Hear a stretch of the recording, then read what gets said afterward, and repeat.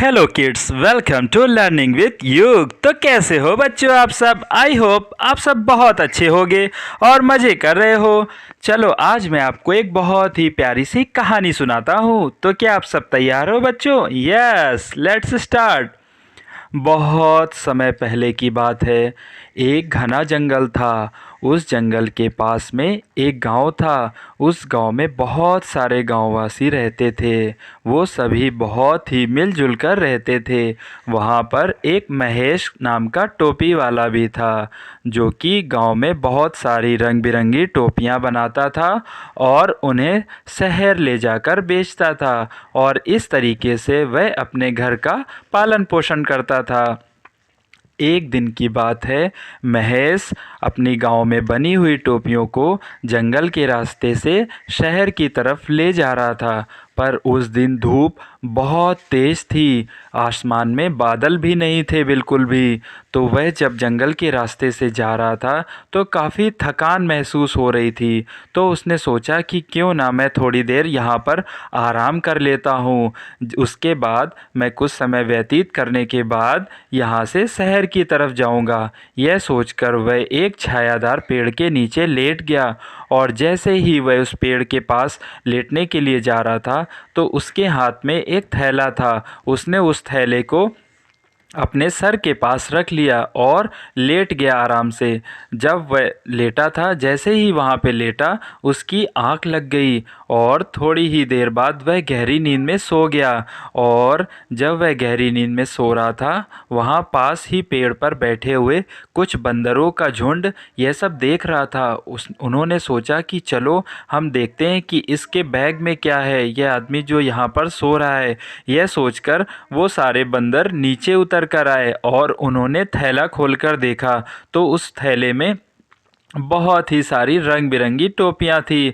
और बंदर ये सब देखकर बहुत ही खुश हुए और आपस में मस्ती करने लगे। और बंदरों ने धीरे धीरे करके उस बैग से सारी टोपियाँ बाहर निकाल ली और अपने सर पे लगाकर मस्ती में झूमने और नाचने लगे। थोड़ी देर बाद जब महेश, जो कि गहरी नींद में सो रहा था, उसको यहाँ पर कुछ आवाज़ सुनाई दी और वह चौंक कर उठ गया। उसने देखा कि वहाँ पर पास ही बंदरों के झुंड है, जो कि रंग बिरंगी टोपियां लगाए हुए। महेश ने तुरंत ही चौंक कर अपना थैला चेक किया। उसने देखा कि अरे मेरे थैले में तो एक भी टोपी नहीं है।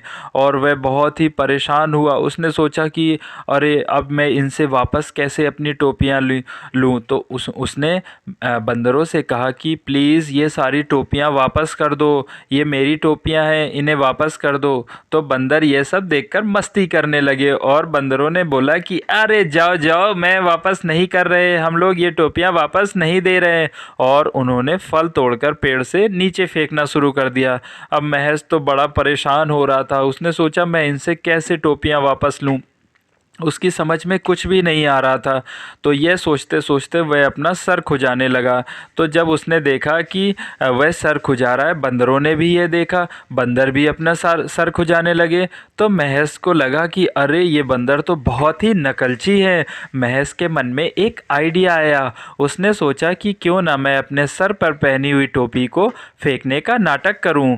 और उसने वह अपने सर से अपनी टोपी उतारकर नीचे ज़मीन पर फेंक दी। जब बंदरों ने ऐसा देखा तो बंदरों ने भी अपने अपने सर से टोपियां उतारकर नीचे की तरफ फेंक दी। और इस तरह से महेश के पास उसकी सारी टोपियां वापस आ गईं। और महेश ने जल्दी से वह सारी टोपियां उठाकर अपने बैग में भर ली और शहर की तरफ चला गया। तो कैसी लगी आपको ये कहानी बच्चों? और इस कहानी से हमें क्या शिक्षा मिलती है? लगाओ लगाओ अपना दिमाग। चलो मैं ही बता देता हूँ। इस कहानी से हमें यह शिक्षा मिलती है कि हमें कभी भी विषम परिस्थितियों में घबराना नहीं चाहिए और उस टोपी वाले महेश की तरह अपने दिमाग का और अपनी बुद्धि का उपयोग कर कर किसी भी परिस्थिति में विजय प्राप्त कर सकते हैं।